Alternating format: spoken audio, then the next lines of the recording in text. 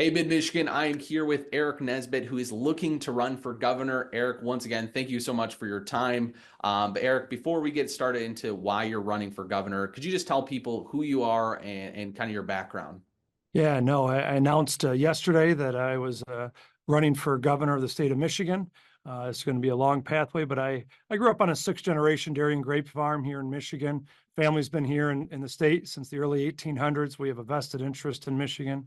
Married, have two kids, younger family. I have a 5-year-old and a 2-year-old who's about to turn 3, and then we have a third one that's on the way.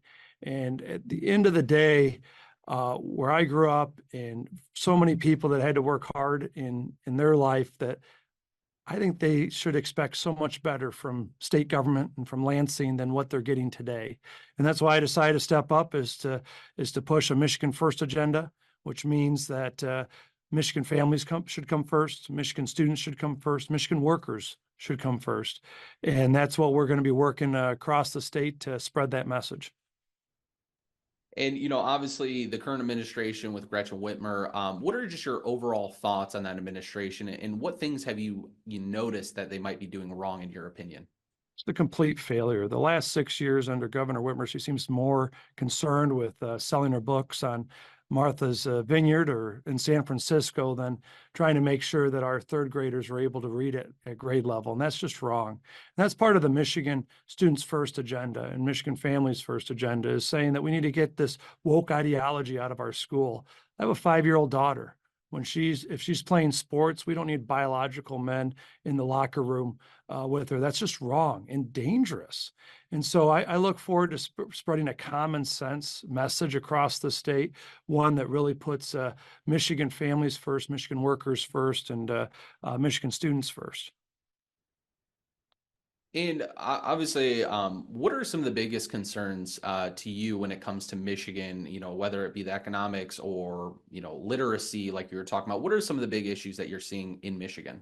Well, I mean, even Governor Whitmer's population report 15 months ago did a damning indictment of her administration in the first 5 years, and the fact that she has failed in education, failed in fixing our roads, failed in improving our economy and improving population growth.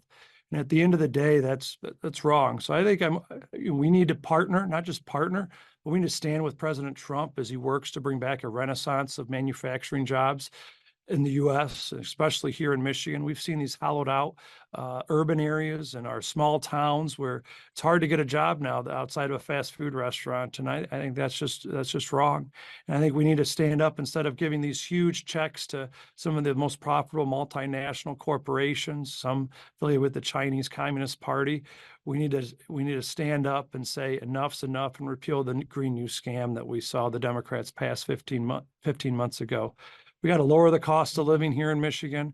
We got to stand with the blue, back our Constitution, and work for families first and workers first and students first around the state. And that's part of our agenda, is trying to work to make sure that we're fixing our roads and getting the woke agenda out of our schools. And obviously, I know you were just mentioning a lot of the things, but is there anything other plans you guys have if you are elected to that position?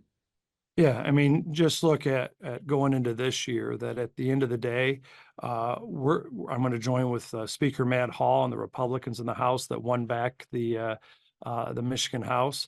And we got plans without raising taxes to fix the damn roads finally. And I'm hoping that we can actually bring about that promise. But unfortunately, Governor Whitmer, after the last 6 years, has yet to have a long-term plan to fix the roads. Education, we're a bottom 10 state. I mean, in reading scores, Mississippi is now ahead of us in reading scores. We got to empower parents, empower our students, and have accountability in our schools again. In the last few years, this governor and the Democrat majority in Lansing have ripped apart of our accountability standards and tried to limit choice. And so as I look at it, the Student First agenda is really empowering our parents, trusting our parents, and providing choice and accountability in our schools. Let's get back to basics: reading, writing, arithmetic, the woke agenda. Let's get it out of there.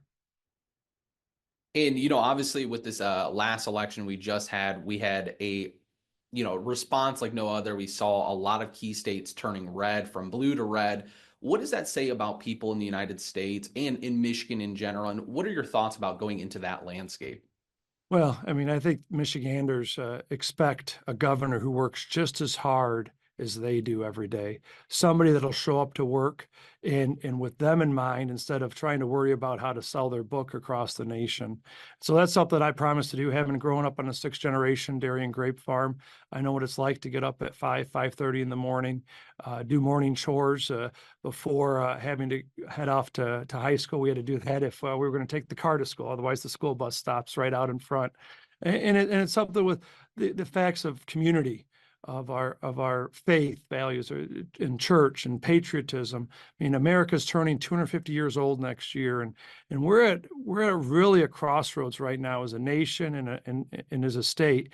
And I think next Monday, when President Trump puts his hands on the Bible, raises his right hand, and pledges to the Constitution and to the people of America, I think that renaissance of America can come back and we can start in our process as a nation to last another 250 years. It's an exciting time, but a lot of challenges here in the nation, and a lot of challenges that need to be fixed in Lansing, because let's be honest, Michigan families deserve so much better than what they're getting out of Lansing now.